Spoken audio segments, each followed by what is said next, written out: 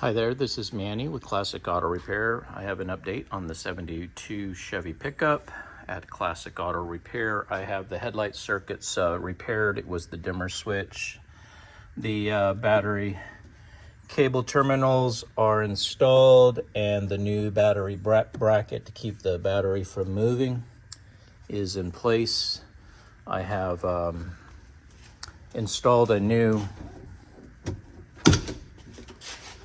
dimmer switch down on the floor, which that right there repaired the this part right here repaired the headlight circuit as to why it wasn't functioning. So we're all good there. And on the back side of the truck, we've got the new license plate lights installed and working correctly. So looking good back there on the back side of the truck as well. All right, I